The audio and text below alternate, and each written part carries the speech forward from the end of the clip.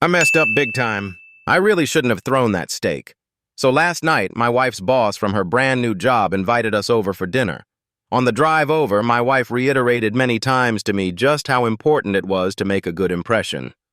I scoffed and arrogantly informed my silly wife that I always make good impressions. My wife's boss is a single lady in her 50s, so it was just the three of us. We chit-chatted over drinks and salads and seemed to really be hitting it off. She laughed at my well-timed, perfectly appropriate jokes, and my wife seemed pleased. Soon she brought out the main course, a nice, big, juicy steak for each of us.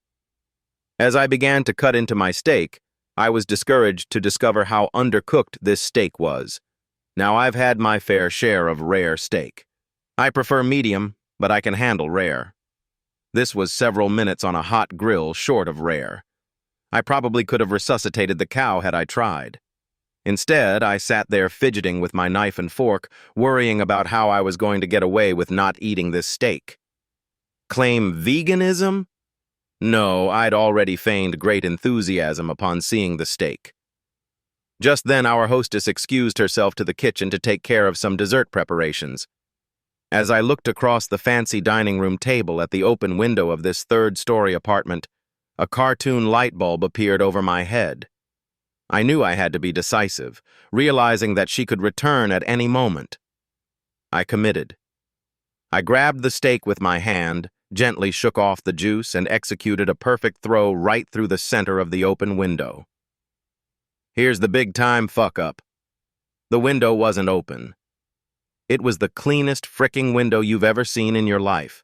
That is, until my mostly raw slab of steak slammed up against it and slowly slid down, leaving a trail of bloody juice in its wake. My wife, whose steak was a nice medium rare and was unaware of my predicament, turned, jaw dropped, and stared at me like I was an alien from another planet. This look then slowly morphed into more of a "there is no place on this planet you can ever hide from me" expression of demonic anger. My wife's boss heard the thud of the steak on window impact and came quickly. She took in the scene, the steak sitting on the windowsill, the blood trail, my empty plate, and then gave me an inquisitive, puzzled look. I just didn't know what to say. It felt like a minute of silence, but was probably 3 or 4 seconds. Finally, the best I could manage was, I'm so sorry. I am such a klutz. I don't know. I was just cutting it, and it slipped.